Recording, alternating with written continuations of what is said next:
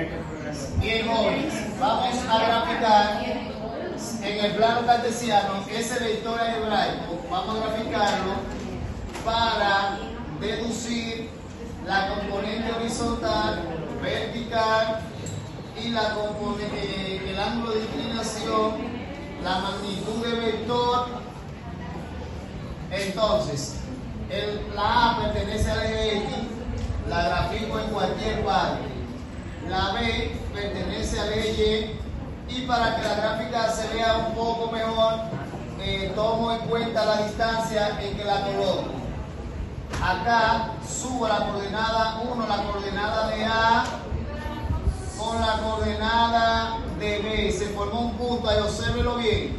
Acá marco el punto y trazo. Los vectores se grafican así, atiendan. Cuando tiene dos componentes, desde el origen del plano, acá, ese punto, hacia donde está este punto. Esa longitud es lo que llamamos magnitud. Esa es la magnitud del vector o hipotenusa. Magnitud. También se le llama norma, módulo, y se representa con la V en dos barritas así. Como la V representa el vector A, B, entonces va entre dos barritas así verticales. Desde el eje X positivo hasta donde está la magnitud hay una abertura. Ese espacio ahí forma un ángulo de inclinación. Entonces, acá se formó un triángulo rectángulo, se puede aplicar el teorema de Pitágoras. Entonces, el cateto adyacente a ese ángulo viene siendo la letra A, el cateto opuesto al ángulo, el que le queda al frente, que viene siendo esta distancia desde allá acá, que es la misma desde el origen a donde está B, porque se forma como una figura, como un cuadrado. Cuando usted trazó la diagonal del cuadrado, lo divide en dos triángulos rectángulos, ¿verdad? Aquí hay un triángulo rectángulo, aquí arriba, y aquí hay otro, aquí abajo. Entonces, esos ángulos son de 90 grados, ¿verdad que sí? Para que el triángulo sea rectángulo, tiene que tener un ángulo de 90 grados.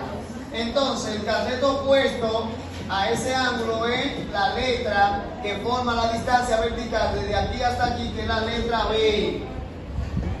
Entonces, podemos ahora aplicar trigonometría.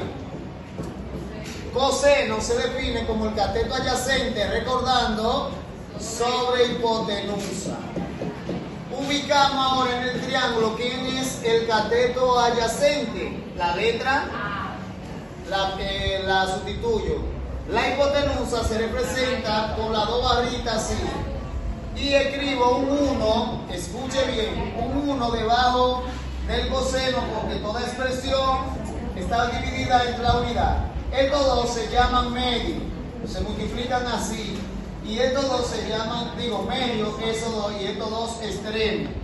Por lo tanto, el producto de los medios en la proporción es una proporción. El producto de los medios es igual al producto de los extremos. El producto de los medios es igual al producto. Es un teorema, que es una ley geométrica.